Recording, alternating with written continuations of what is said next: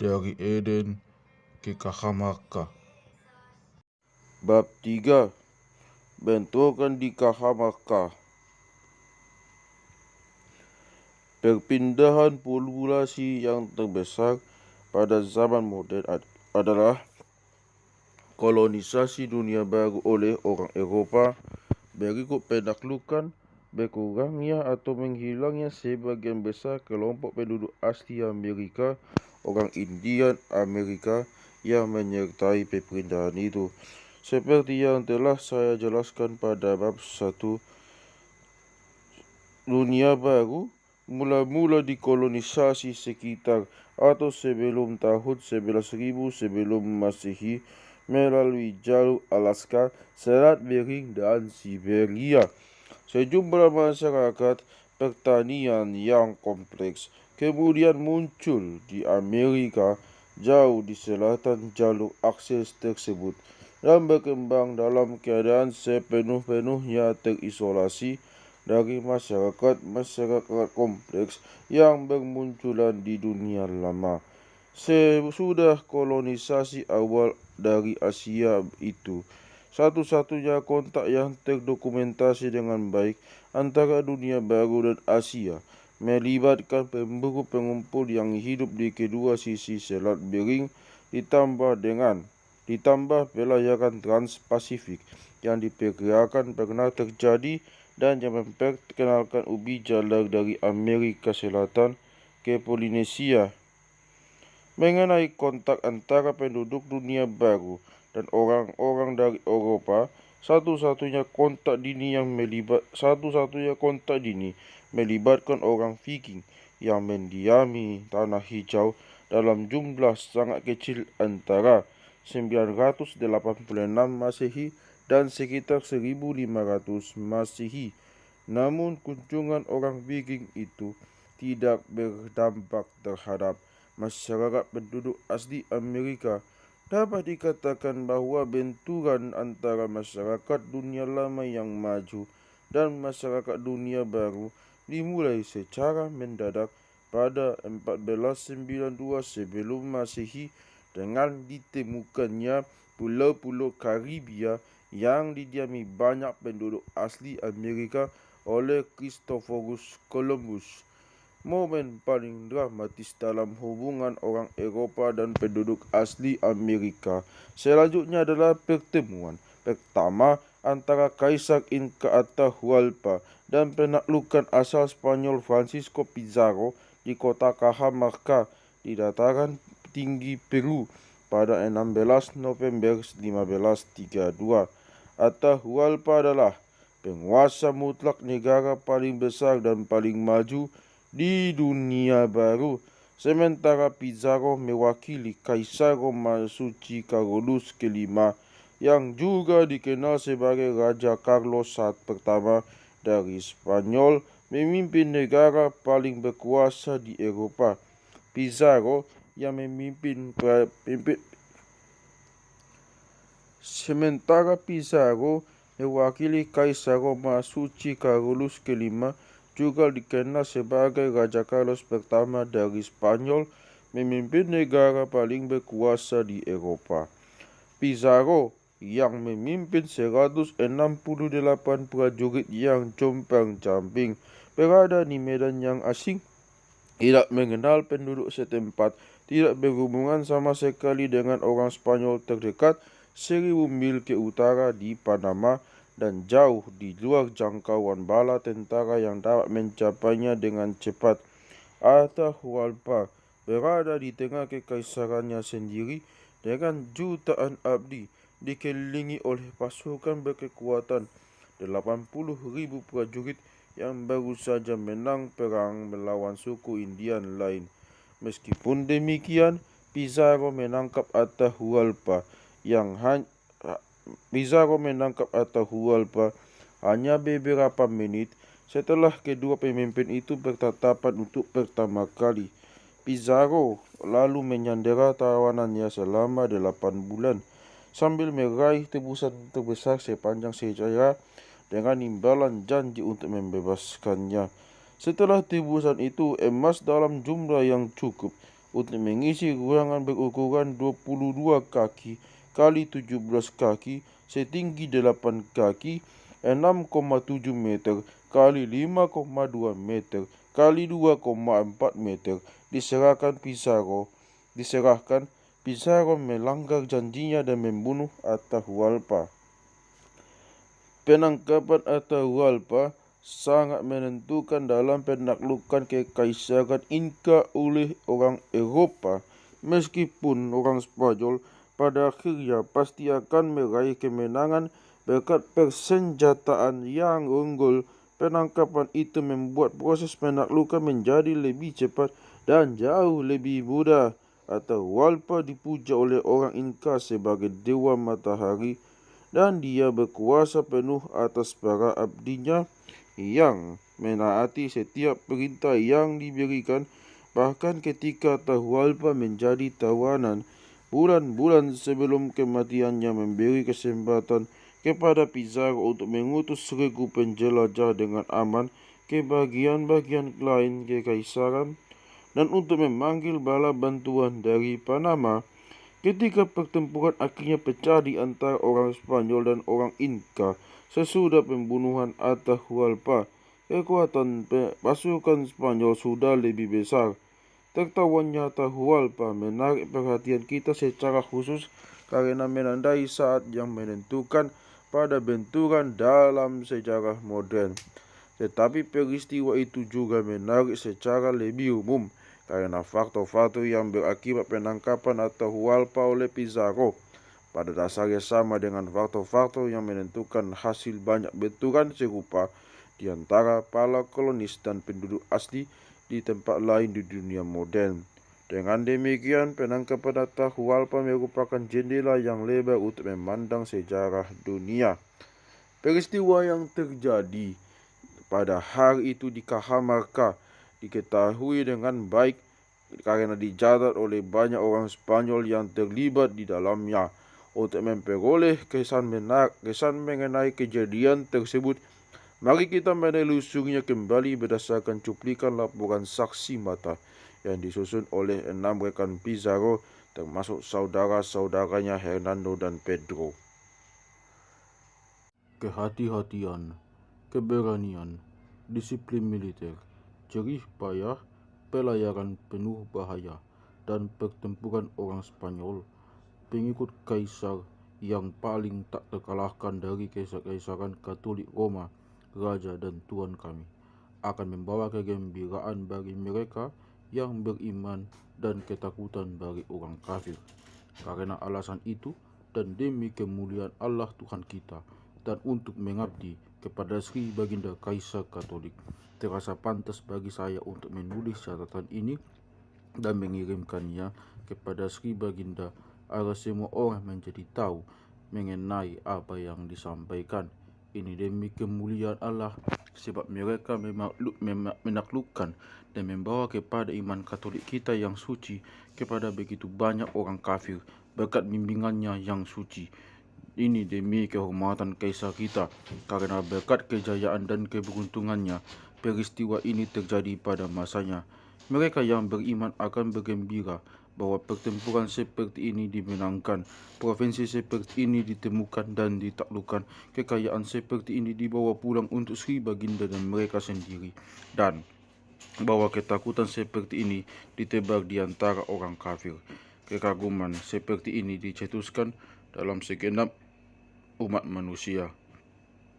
Kapankah pada zaman dahulu maupun sekarang pencapaian sehebat ini diraih oleh begitu sedikit orang berhadapan dengan begitu banyak lawan, melalui begitu banyak medan, melintasi begitu banyak lautan, melewati jarak yang begitu dekat, yang begitu jauh di darat, untuk menundukkan yang tak terlihat dan yang tak dikenal. Sepak terjang siapa yang dapat dibandingkan dengan sepak terjang orang Spanyol? Pasukan kita, meskipun berjumlah sedikit, tidak pernah lebih dari 200 atau 300 orang, dan terkadang hanya 100 atau bahkan lebih sedikit lagi. Pada masa kita telah mendudukkan lebih banyak wilayah daripada yang pernah dikenal sebelumnya, atau lebih banyak daripada yang dimiliki oleh semua pangeran yang beriman maupun yang kafir. Saya hanya menuliskan sekarang ini apa yang terjadi selama penaklukan, dan saya tidak akan menulis banyak untuk menghindari tutur kata yang menjemukan. Gubernur Pizarro bermaksud mendapatkan keterangan dari beberapa orang Indian yang datang dari Cajamarca. Jadi dia memerintahkan penyiksaan terhadap mereka. Mereka mengaku bahwa mereka mendengar bahwa Atahualpa menunggu sang gubernur di Cajamarca. Sang gubernur lalu memerintahkan kami bergerak maju. Pada waktu mencapai jalan masuk ke Cajamarca, kami melihat perkemahan Atahualpa pada jarak beberapa mil di kaki pegunungan. Perkembangan orang India itu terlihat seperti kota yang sangat indah. Mereka punya begitu banyak tenda sehingga kami pun tercekam. Sampai saat itu, kami belum pernah melihat pemandangan seperti itu di Hindia. Pasukan kami dilanda ketakutan dan kegelisahan, tetapi kami tidak dapat memperlihatkan rasa takut atau berbalik arah, karena andai orang-orang India mengetahui sedikit saja kelemahan di pihak kami, orang-orang Indian yang kami bawa sebagai pandu pun akan membunuh kami. Karena itu, kami tunjukkan sikap gagah berani, dan setelah mengamati kota dan tenda-tenda dengan saksama, kami turun ke lembah dan memasuki Cajamarca. Kami terus berunding di antara kami sendiri mengenai apa yang harus dilakukan. Kami semua dicengkam ketakutan karena jumlah kami begitu sedikit, dan kami telah menerobos begitu jauh ke suatu negeri di mana kami tidak bisa mengharapkan bala bantuan. Kami semua bertemu dengan sang gubernur untuk membahas apa yang harus kami lakukan pada keesokan hari. Hanya sedikit di antara kami yang tidur malam itu, dan kami berjaga-jaga di alun-alun Cajamarca sambil mengamati semua api unggun pasukan Indian. Pemandangan itu sungguh menakutkan. Sebagian besar api unggun berada di lereng bukit dan begitu rapat sehingga menyerupai langit yang bertaburan bintang. Malam itu tidak ada perbedaan di antara mereka yang berkedudukan tinggi maupun rendah, atau antara prajurit pejalan kaki dan penunggang kuda. Setiap orang melaksanakan tugas jaga dengan senjata lengkap. Begitu pula dengan sang gubernur yang berkeliling untuk menyemangati anak buahnya. Saudara sang gubernur, Hernando Pizarro, menaksir jumlah pasukan Indian sekitar 40.000 orang, tetapi dia berbohong untuk mengangkat semangat kami, karena sesungguhnya ada lebih daripada 80.000 orang Indian. Keesokan pagi utusan Atahualpa tiba, dan sang gubernur berkata kepadanya, "Beritahu tuanmu bahwa dia dipersilakan datang kapanpun dan dengan cara apapun, dan bahwa bagaimanapun saya akan menyambutnya sebagai kawan dan saudara. Saya berdoa agar dia datang cepat, karena saya ingin bertemu dengannya. Dia akan diterima dengan baik dan terhormat." Sang gubernur menyembunyikan pasukannya di sekeliling alun-alun Cajamarca. Pasukan kavalerinya dibagi dua, dengan satu bagian dipimpin oleh saudaranya Hernando Pizarro dan yang satu lagi oleh Hernando de Soto. Dengan cara serupa dia membagi pasukan infanterinya, dan satu bagian dipimpin sendiri olehnya dan satu lagi oleh saudaranya Juan Pizarro. Secara bersamaan dia memerintahkan Pedro de Candia beserta 2 atau 3 prajurit infanteri lain untuk membawa terompet ke benteng kecil di lapangan dan bertahan di sana dengan satu meriam kecil. Pada waktu semua orang Indian berikut Atahualpa telah memasuki alun-alun, sang gubernur akan memberi aba-aba kepada Candia dan anak buahnya, yang selanjutnya harus menembakkan meriam dan membunyikan terompet, dan bersamaan bunyi terompet pasukan kavaleri harus keluar dari tempat persembunyian dan menyerbu ke alun-alun. Pada siang hari, Atahualpa mulai mengumpulkan orang-orangnya dan mendekat. Tidak lama kemudian, kami melihat seluruh dataran dipenuhi rombongan orang Indian yang bergerak dengan sekali-sekali berhenti untuk menunggu lebih banyak lagi orang Indian yang keluar dari perkemahan di belakang mereka. Sampai sore hari, mereka terus menyusun barisan dalam kelompok-kelompok terpisah. Kelompok terdepan kini sudah dekat perkemahan kami, dan pasukan tambahan masih saja mengalir dari perkemahan orang Indian. Di depan Atahualpa ada 2.000 orang Indian yang menyapu jalan di hadapannya, dan mereka diikuti oleh barisan prajurit yang setengahnya berjalan di lapangan di satu sisinya dan setengah lagi di sisi seberangnya. Di depan ada satu barisan orang Indian yang memakai baju dengan warna berbeda-beda, bagaikan papan catur. Mereka maju memungut jerami yang tergeletak di bawah dan menyapu jalan. Setelah itu menyusul 3 barisan dengan baju berlainan yang menari dan menyanyi. Selanjutnya datang sejumlah orang dengan baju tempur, lempeng logam besar, serta mahkota emas dan perak. Begitu melimpahnya benda emas dan perak yang mereka bawa, sehingga sungguh memukau untuk melihat betapa semuanya berkilauan dalam cahaya matahari. Di antara mereka terlihat sosok Atahualpa di atas tandu yang indah dengan ujung-ujung kayu pemangku berlapis perak. Dia dipanggul oleh 80 bangsawan yang mengenakan seragam biru yang sangat mewah. Atahualpa sendiri berpakaian sangat mewah dengan mahkota di atas kepala dan kalung zamrud melingkar di leher. Dia duduk di atas bangku kecil dengan bantalan pelana yang mewah pada tandunya. Tandu itu diberi bulu nuri berwarna-warni pada tepinya dan dihiasi lempengan emas dan perak. Di belakang Atahualpa menyusul 2 tandu dan buah-buayan yang membawa beberapa petinggi dan beberapa barisan orang Indian bermahkota emas dan perak. Semua orang Indian mulai memasuki alun-alun diiringi lagu kebesaran dan memenuhi setiap sudut alun-alun. Sementara itu, semua orang Spanyol kami menanti dalam keadaan siaga, tersembunyi di satu pekarangan tertutup, diliputi ketakutan. Banyak di antara kami yang terkencing-kencing tanpa menyadarinya, karena besarnya kengerian yang menghinggapi kami. Gubernur Pizarro mengutus Bude Vicente de Valverde untuk berbicara dengan Atahualpa dan untuk menuntut agar Atahualpa atas nama Tuhan dan Raja Spanyol menyatakan tunduk kepada hukum Tuhan kami Yesus Kristus dan mengabdi kepada Sri Baginda Raja Spanyol sambil memegang salib dengan satu tangan dan Alkitab dengan tangan yang satu lagi, sambil berjalan di antara pasukan orang Indian ke tempat Atahualpa berada. Sang Bude pun menyapa, "Aku pendeta Tuhan, dan aku mengabarkan berita mengenai Tuhan kepada orang-orang Kristen, dan seperti itulah aku datang untuk mengabarimu. Apa yang aku ajarkan adalah apa yang disabdakan Tuhan kepada kita di dalam kitab ini. Karena itu, demi Tuhan dan demi orang-orang Kristen, aku memohon kepadamu untuk menjadi kawan mereka, karena begitulah kehendak Tuhan, dan ini pun demi kebaikanmu." Atahualpa minta diberi kitab itu agar dia dapat mengamatinya, dan sang budak menyerahkannya dalam keadaan tertutup. Atahualpa tidak tahu cara membuka kitab, dan sang budak mengulurkan tangan untuk membukakannya. Ketika Atahualpa dengan kemarahan yang amat sangat memukul tangan sang budak karena tidak menginginkan kitab itu dibukakan untuknya.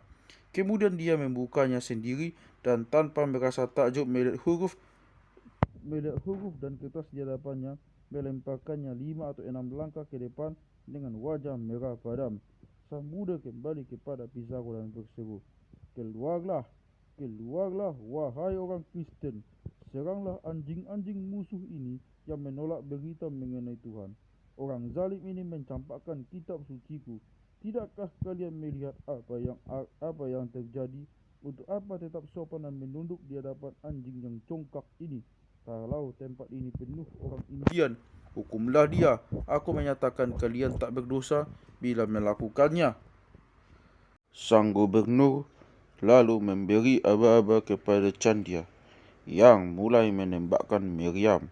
Semua trompet dibunyikan dan pasukan Spanyol yang siap tempur, baik kavaleri maupun infanteri, menghambur keluar dari tempat persembunyian dan langsung menyerbu ke tengah orang Indian tidak bersenjata yang memadati alun-alun, sambil menyerukan pekik perang Spanyol, "Santiago, kami telah memasang giring-giring pada semua kuda untuk menakut-nakuti orang Indian." Gelegar meriam, bunyi trompet, dan bunyi giring-giring kuda kami membuat orang Indian kocak kasih ketakutan. Orang Spanyol langsung menyerbu dan mulai mencincang mereka.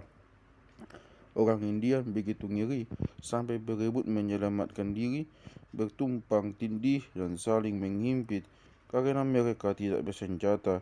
Mereka diserang tanpa adanya bahaya bagi orang-orang Kristen. Pasukan kavaleri menerjang mereka, membunuh dan melukai dan terus mengejar. Serangan infanteri begitu dahsyat terhadap mereka yang masih bertahan, sehingga dalam waktu singkat orang-orang itu pun mati di ujung padang. Sang gubernur sendiri menghunus pedang dan belati menembus kerumunan orang India bersama orang-orang Spanyol yang menyertai, dan dengan gagah berani menerobos sampai ke tanduk Atahualpa. Tanpa kenal takut dia menyambar lengan kiri Atahualpa dan berseru, "Santiago!" Namun dia tidak berhasil menarik Atahualpa dari tandunya karena tanduk itu diangkat tinggi-tinggi. Meskipun kami membunuh orang-orang Indian yang memanggul tandu, tembak mereka segera diisi oleh orang lain. Dan karena itu kami menghabiskan banyak waktu untuk merobohkan dan membunuh orang Indian. Akhirnya 7 atau 8 orang Spanyol di atas kuda memacu kuda masing-masing, mendesak tanduk itu dari satu sisi dan menggulingkannya dengan susah payah. Dengan cara itulah Atahualpa tertangkap, dan sang gubernur membawa Atahualpa ke tempat dia bermalam. Orang-orang Indian yang memanggul tandunya dan mereka yang mengawal Atahualpa tidak pernah meninggalkannya. Mereka tewas di sekelilingnya. Orang-orang Indian yang masih kalang kabut di alun-alun dan ketakutan akibat tembakan meriam dan kuda yang belum pernah mereka lihat, berusaha menyelamatkan diri dari alun-alun dengan menjebol sebagian tembok dan berlari ke dataran di luar. Kavaleri kami melompati tembok yang roboh dan memburu mereka sambil berseru, "Kejar orang-orang berbaju bagus, jangan sampai ada yang lolos, bunuh mereka dengan tombak." Semua prajurit Indian lain yang dibawa oleh Atahualpa berada 1 mil dari Cajamarca dalam keadaan siap tempur, namun tak satu pun yang bergerak, dan selama bentrokan tak satu pun orang Indian mengangkat senjata melawan orang Spanyol. Ketika skadron-skadron orang Indian yang menunggu di dataran di luar kota melihat orang-orang lainnya berlari tunggang langgang sambil menjerit-jerit, mereka pun menjadi panik dan melarikan diri. Pemandangannya sungguh menakjubkan, sebab seluruh lembah sejauh 15-20 mil sepenuhnya dipadati orang-orang Indian. Malam telah tiba dan pasukan kavaleri masih terus menombak orang-orang Indian di luar ketika kami mendengar suara trompet memanggil kami untuk berkumpul di perkemahan. Andai malam tidak tiba, hanya segelintir di antara 40.000 orang Indian itu yang akan selamat. 6 atau 7.000 orang Indian tergeletak tak bernyawa, dan lebih banyak lagi kehilangan lengan atau membawa luka lain. Atahualpa sendiri mengakui bahwa kami membunuh 7.000 anak buahnya dalam pertempuran itu. Laki-laki penumpang salah satu tandu yang terbunuh adalah menterinya, bangsawan penguasa Cinca yang sangat disayanginya. Semua orang Indian yang memanggul tandu Atahualpa rupanya petinggi atau penasihat. Semuanya gugur, sama halnya dengan orang-orang Indian yang memandu tandu dan buayan lainnya. Bangsawan penguasa Cajamarca juga gugur, begitu pula orang lain, tetapi jumlah mereka begitu banyak sehingga tidak dapat dihitung, sebab semua orang yang menyertai Atahualpa termasuk pembesar. Betul-betul luar biasa melihat penguasa sehebat itu tertangkap dalam waktu begitu singkat, padahal dia datang dengan pasukan yang begitu besar. Sesungguhnya ini terjadi bukan karena daya kami sendiri, mengingat jumlah kami begitu sedikit. Ini adalah karena rahmat Tuhan yang begitu besar. Jubah Atahualpa terkoyak-koyak ketika orang-orang Spanyol menyeretnya dari tandu. Sang gubernur memerintahkan agar dibawakan baju untuknya, dan ketika Atahualpa selesai berpakaian, sang gubernur memerintahkan Atahualpa untuk duduk di dekatnya, lalu meredakan kemarahan dan kegelisahan karena mendapatkan dirinya jatuh begitu cepat dari kedudukannya yang tinggi. Sang gubernur berkata kepada Atahualpa, "Jangan merasa terhina bahwa engkau dikalahkan dan ditawan, sebab bersama orang-orang Kristen yang datang bersamaku, meskipun jumlah mereka begitu sedikit, aku telah menaklukkan kerajaan yang lebih besar dibandingkan kerajaanmu, dan aku telah mengalahkan penguasa yang lebih hebat dibandingkan dirimu, dan mereka semua tunduk kepada kekuasaan sang kaisar, raja Spanyol dan seantero dunia, kepada siapa aku mengabdi. Kami datang untuk menaklukkan negeri ini atas perintahnya, agar semua orang tahu mengenai Tuhan dan iman Katolik yang suci, dan karena maksud baik kami ini, Tuhan Sang Pencipta langit dan bumi dan seluruh isinya mengizinkannya, agar engkau mengenalnya dan meninggalkan kehidupanmu yang seperti binatang dan kejam ini. Karena alasan itulah kami yang begitu sedikit jumlahnya menundukkan yang begitu banyak. Jika engkau telah menyadari hidupmu yang sesat, engkau akan paham bahwa kami berbuat baik kepadamu dengan datang ke negerimu atas perintah Sri Baginda Raja Spanyol. Tuhan kami mengizinkan bahwa kerangkuhan diunturkan, dan tak satu orang Indian pun dapat menyinggung orang Kristen.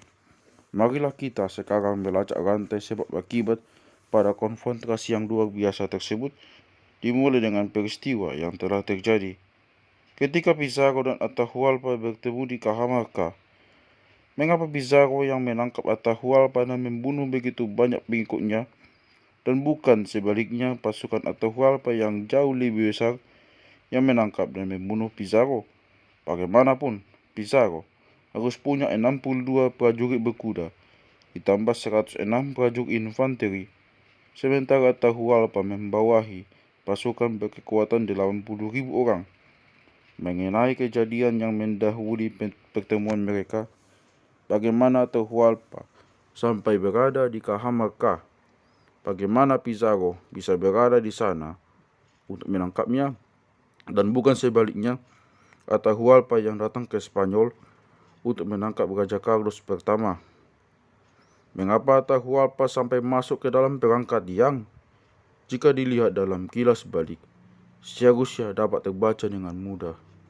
Apakah faktor-faktor yang mempengaruhi pertemuan antara Atahualpa dan Pizarro juga berperan lebih luas dalam pertemuan antara bangsa-bangsa dunia lama dan dunia baru, dan antara bangsa-bangsa lain? Mengapa Pizarro menangkap Atahualpa?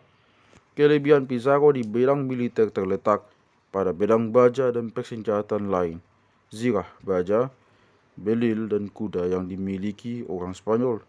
Untuk menghadapi senjata-senjata itu, pasukan Atahualpa yang tidak punya hewan tunggangan untuk bertempur terpaksa mengandalkan pentungan gada dan kapak berbahan batu, perunggu atau kayu, ditambah katapel dan baju pelindung dari kain berlapis. Ketimpangan dalam hal perlengkapan seperti itu sangatlah menentukan dalam banyak sekali peristiwa ketika orang Eropa berhadapan dan penduduk asli Amerika dan bangsa-bangsa lain. Penduduk asli Amerika yang mampu menghalau penaklukan Eropa selama berabad-abad adalah suku yang memperkecil ketimpangan militer tadi dengan mendapatkan dan menguasai kuda serta bedil. Bagi orang kulit putih Amerika pada umumnya, kata Indian membangkitkan gambaran mengenai orang Indian penghuni padang rumput yang duduk di atas kuda sambil mengacungkan senapan, seperti para pejuang Sioux yang pada 1876 membinasakan batalion Angkatan Darat Amerika Serikat di bawah komando Jenderal George Custer pada pertempuran Little Bighorn yang terkenal. Kita cenderung lupa bahwa kuda dan senapan semula tidak dikenal penduduk asli Amerika. Baik kuda maupun senapan dibawa oleh orang Eropa dan selanjutnya mengubah suku-suku Indian yang berhasil mendapatkannya.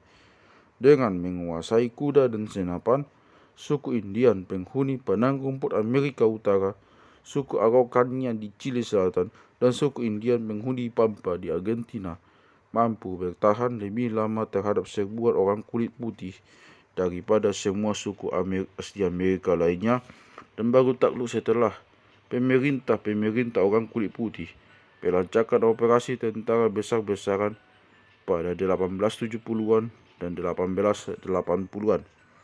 Kini kita sukar membayangkan ketidakseimbangan jumlah pasukan yang berhasil diatasi pihak Spanyol berkat keunggulan mereka dalam hal persenjataan militer. Pada pertempuran Cajamarca yang dikisahkan di atas, 168 orang Spanyol menghancurkan pasukan pribumi Amerika yang 500 kali lebih besar dan membunuh ribuan prajurit musuh tanpa kehilangan satu orang pun. Berbagai laporan mengenai pertempuran Pizarro selanjutnya berlawan bangsa Inca, mengenai penaklukan bangsa Aztec oleh Cortes, dan mengenai konfrontasi lain antara orang Eropa dan penduduk asli Amerika pada masa itu berulang kali menggambarkan situasi di mana beberapa lusin penunggang kuda dari Eropa membuat ribuan orang Indian menjadi korban pembantaian besar-besaran. Sepanjang perjalanan Pizarro dari Cajamarca menuju Cusco, ibu kota Inca, setelah kematian Atahualpa, terdapat 4 pertempuran seperti itu di Georgia, Vilcabamba, Vilcaconga, dan Cusco. Keempat pertempuran itu masing-masing hanya melibatkan 80, 30, 110, dan 40 penunggang Spanyol dan selalu melawan ribuan atau puluhan ribu orang Indian. Semua kemenangan Spanyol itu mustahil disebabkan semata-mata oleh bantuan sekutu dari kalangan penduduk asli, oleh kejutan psikologis terkait dengan senjata dan kuda pasukan Spanyol, atau seperti yang sering disinggung oleh keyakinan orang Inca bahwa orang-orang Spanyol merupakan penjelmaan dewa Viracocha yang telah kembali. Keberhasilan awal yang dicapai oleh Pizarro maupun Cortes memang menarik sekutu dari kalangan penduduk asli, namun banyak di antara mereka takkan menjadi sekutu seandainya kemenangan besar yang diraih orang Spanyol tanpa bantuan tidak sudah lebih dahulu meyakinkan mereka bahwa perlawanan sia-sia belaka dan bahwa mereka sebaiknya mendukung pihak yang paling berpeluang untuk berjaya. Kehadiran kuda, senjata baja, dan bedil di Cajamarca tak pelak memang mengagetkan orang Inca, tetapi berbagai pertempuran sesudah Cajamarca ditandai oleh perlawanan sengit pasukan Inca yang sudah pernah melihat senjata dan kuda orang Spanyol. Dalam kurun waktu 6 tahun setelah konfrontasi pertama, bangsa Inca melancarkan 2 pemberontakan habis-habisan yang berskala besar dan dipersiapkan dengan matang melawan orang Spanyol. Semua upaya itu gagal akibat keunggulan orang Spanyol di bidang persenjataan. Mulai 1700-an, bedil telah menggantikan pedang sebagai senjata utama sehingga menguntungkan pihak penyerang dari Eropa ketika berhadapan dengan penduduk asli Amerika maupun bangsa pribumi lainnya. Sebagai contoh, pada 1808, seorang pelaut Inggris bernama Charles Savage yang membawa senapan dan memiliki bidikan yang akurat tiba di Kepulauan Fiji. Serupa dengan namanya Savage, berarti ganas, dia berhasil menggoyahkan keseimbangan kekuasaan di Fiji seorang diri. Suatu ketika, dia mendayung perahunya menuju desa Fiji bernama Kasavu, berhenti dalam jarak tembak pistol dari pagar desa, lalu menembaki penduduk desa yang tidak bersenjata. Korbannya begitu banyak sehingga para penduduk yang selamat menumpuk mayat-mayat untuk berlindung di belakang tumpukan, dan sungai di samping desa menjadi merah karena bercampur darah. Contoh kedahsyatan bedil melawan penduduk asli tanpa bedil seperti itu tak terhitung banyaknya. Pada penaklukan bangsa Inca oleh orang Spanyol, bedil hanya berperan kecil.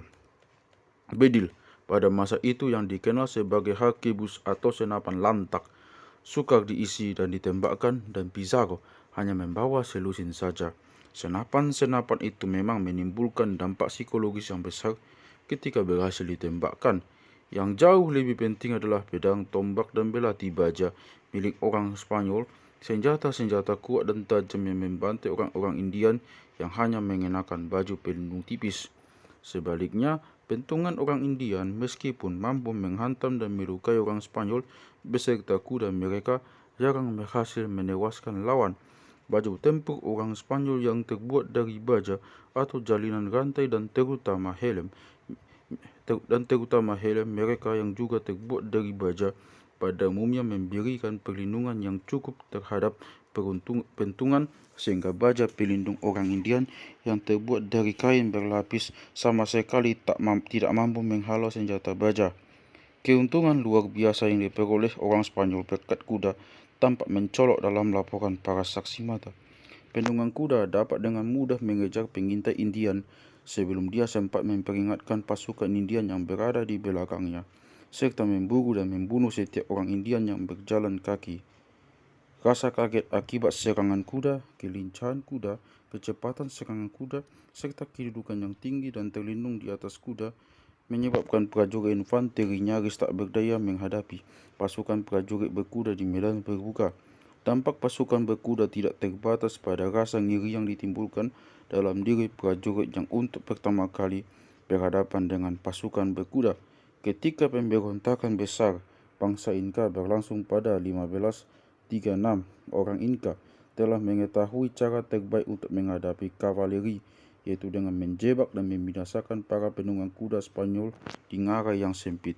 Akan tetapi orang Inka, seperti semua prajurit pejalan kaki lain, tidak pernah mampu mengalahkan kavaleri di medan terbuka.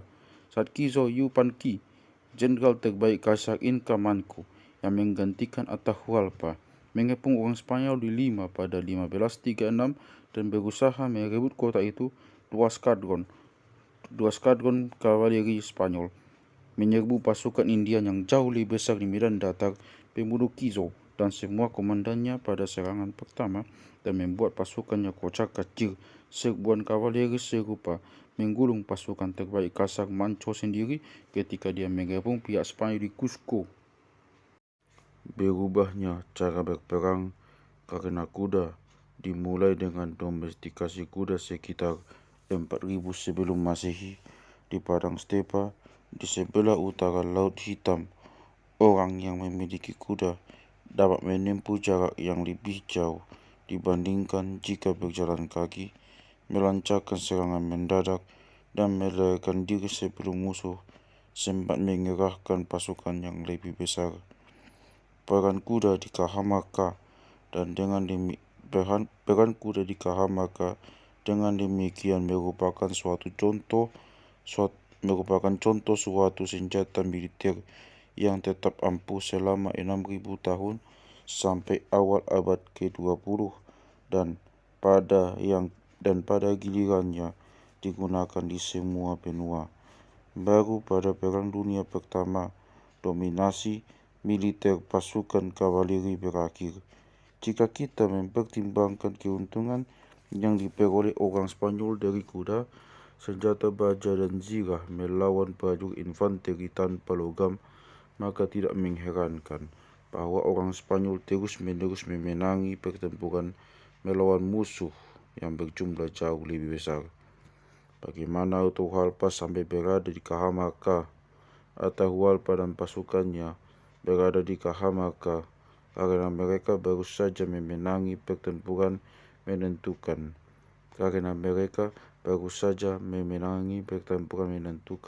Dalam perang saudara yang memecah belah bangsa Inka dan menyebabkan mereka mudah diserang. Pizarro dengan cepat menyadari perpecahan itu dan memanfaatkannya. Pemicu perang saudara itu adalah wabah cacar yang menyebar lewat darat di kalangan orang Indian di Amerika Selatan, serta dibawa oleh para pemukim Spanyol di Panama dan Kolombia, menewaskan Kaisar Inka Huayna Capac dan sebagian besar pembesar di sekelilingnya sekitar tahun 1526 dan kemudian langsung menyebabkan kematian Ninan Kuyuchi yang seharusnya menjadi penerusnya. Semua kematian itu berakibat terjadinya perebutan tahta antara Atahualpa dan saudara tirinya, Huáscar. Jika bukan karena wabah itu, orang Spanyol akan menghadapi suatu kekaisaran yang bersatu. Kehadiran Atahualpa di Cajamarca dengan demikian menggarisbawahi salah faktor kunci dalam sejarah dunia, penyakit yang dibawa ke tengah orang-orang tanpa kekebalan terhadap penyakit itu oleh bangsa penyerbu yang memiliki ketahanan terhadap penyakit tersebut.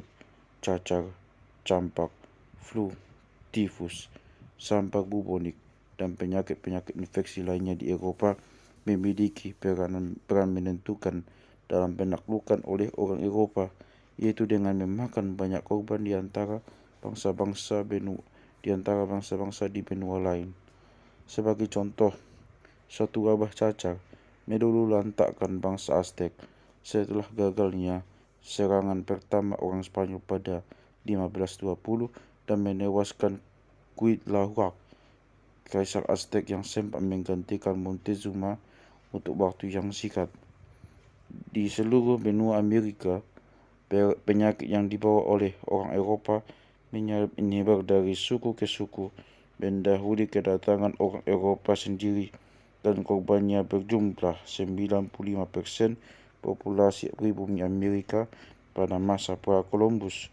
Masyarakat pribumi Amerika Utara yang paling banyak anggotanya dan paling terorganisasi, yaitu suku-suku di kawasan Mississippi, lenyap dengan cara itu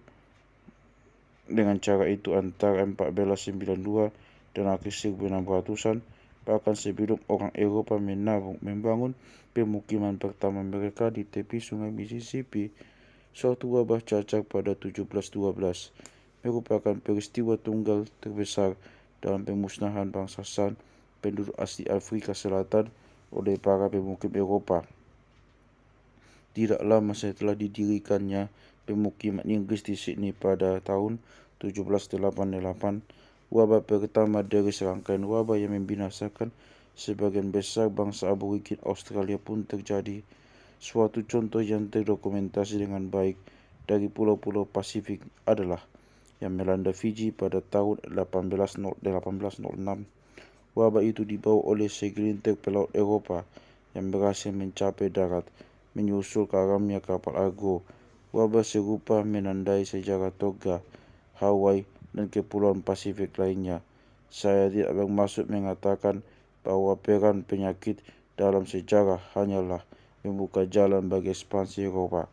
Malaria, demam kuning, dan penyakit tropis lainnya di Afrika, India, Asia Tenggara, dan Papua merupakan rintangan paling berat bagi kolonisasi daerah-daerah itu oleh orang Eropa. Mengapa Pizarro bisa berada di Cajamarca? Mengapa bukan sebaliknya Atahualpa yang mencoba menaklukkan Spanyol? Pizarro datang ke Cajamarca berkat teknologi kelautan Eropa yang membangun kapal yang membawanya melintasi Samudra Atlantik dari Spanyol ke Panama dan kemudian di Samudra Atlantik dari Panama ke Peru. Atahualpa tidak memiliki teknologi seperti itu sehingga tidak melakukan ekspansi keluar Amerika Selatan. Faktor selain kapal yang dibalik kehadiran Pizarro adalah organisasi politik terpusat yang memungkinkan Spanyol membiayai, membangun, mengawaki, dan memperlengkapi kapal-kapal itu. Kekaisaran Inka juga punya organisasi politik terpusat, namun organisasi tersebut justru bersifat merugikan karena Pizarro berhasil melumpuhkan garis komando bangsa Inka dengan menangkap Atahualpa. Karena begitu tergantung kepada kaisar penguasa mutlak yang bagaikan dewa, birokrasi Inka menjadi berantakan setelah Atahualpa tewas. Teknologi maritim dan organisasi politik berperan menentukan dalam ekspansi orang Eropa ke benua-benua lain dan juga dalam ekspansi bangsa-bangsa lain. Salah satu faktor terkait yang membawa orang Spanyol ke Peru adalah tulisan. Spanyol memiliki tulisan, sementara Kekaisaran Inka tidak.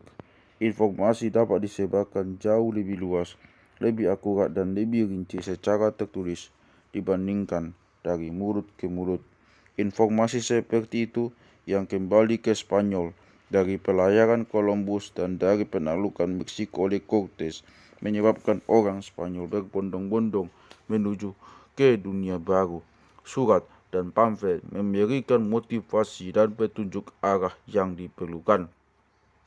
Laporan mengenai petualangan Pizarro yang pertama diterbitkan oleh rekannya Kapten Cristobal de Mena dicetak di Sevilla pada April 1534, hanya 9 bulan setelah pembunuhan Atahualpa. Laporan itu sangat laris, segera diterjemahkan ke dalam bahasa-bahasa Eropa lain dan memicu gelombang koloni Spanyol berikut untuk memperkuat cengkraman Pizarro atas Peru. Mengapa Atahualpa sampai masuk ke dalam perangkap? Dalam kilas balik, kita heran mengapa Atahualpa masuk ke dalam perangkap Pizarro di Cajamarca. Orang-orang Spanyol yang menangkapnya pun heran akan keberhasilan mereka itu. Konsekuensi kemampuan baca tulis sangat besar dalam penjelasan mendasarnya. Penjelasan yang bersifat langsung adalah bahwa Atahualpa memiliki sedikit sekali informasi mengenai orang Spanyol serta mengenai kekuatan militer dan tujuan mereka. Informasi yang sedikit itu diperoleh secara lisan. Sebagian besar dari seorang utusan yang sempat mengunjungi pasukan Pizarro selama 2 hari ketika mereka menempuh perjalanan dari pesisir ke pedalaman. Utusan itu menyaksikan orang-orang Spanyol dalam keadaan kacau balau, lalu melaporkan kepada Atahualpa bahwa mereka bukan tentara dan bahwa dia dapat meringkus mereka semua seandainya diberi 200 orang Indian. Dapat dimengerti jika tak pernah terbayangkan oleh Atahualpa bahwa orang Spanyol merupakan lawan tangguh yang akan menyerangnya tanpa provokasi. Di dunia baru, kemampuan baca tulis terbatas pada kelompok-kelompok kecil kaum elit beberapa suku di Meksiko dan di daerah-daerah tetangga jauh di sebelah utara Kekaisaran Inka. Meskipun penaklukan orang Spanyol terhadap Panama yang terletak hanya 600 mil dari batas utara wilayah Inka telah dimulai pada 1510, orang Inka tampaknya tidak pernah mengetahui keberadaan orang Spanyol sampai Pizarro pertama kali mendarat di pesisir Peru pada 1527. Atahualpa sepenuhnya tak tahu mengenai takluknya masyarakat Indian Amerika Tengah yang paling berkuasa dan berpenduduk paling banyak di tangan orang Spanyol. Bagi kita pada zaman sekarang, tindak tanduk Atahualpa setelah dia tertawan sama mengherankan dengan tindak tanduknya yang membuatnya tertangkap. Dia menawarkan tebusannya yang terkenal itu berdasarkan keyakinan naif bahwa setelah dibayar, orang Spanyol akan melepaskannya dan pergi. Dia tidak mungkin paham bahwa pasukan Pizarro merupakan ujung tombak suatu kekuatan yang bermaksud menduduki wilayahnya secara permanen dan bukan sekadar melancarkan serangan yang berdiri sendiri. Atahualpa bukan satu-satunya orang yang menjadi korban salah tafsir berakibat fatal. Setelah Atahualpa tertangkap, saudara Francisco Pizarro, Hernando Pizarro, berhasil mengelabui jenderal andalan Atahualpa, Chalchuchima, yang membawahi pasukan besar sehingga menyerahkan diri kepada orang Spanyol. Kekeliruan Chalchuchima tersebut menandai titik balik dalam perlawanan Inka, suatu momen yang hampir semua penting dengan penangkapan Atahualpa sendiri. Kaisar Aztec Montezuma melakukan kesalahan yang bahkan lebih besar lagi ketika dia menyangka Cortés sebagai dewa yang kembali ke bumi dan mengizinkan Cortés bersama pasukannya yang kecil memasuki ibu kota Aztec Tenochtitlan. Hasil, Cortés berhasil menawar Montezuma lalu menaklukkan Tenochtitlan dan Kekaisaran Aztec. Kesalahan yang dilakukan oleh Atahualpa, Chalchuchima, Montezuma, dan tak terhitung banyaknya pemimpin pribumi Amerika lain yang dikelabui oleh orang Eropa dapat terjadi karena tidak ada satupun penduduk dunia baru yang pernah ke dunia lama, sehingga dengan sendirinya mereka tidak memiliki informasi spesifik mengenai orang Spanyol.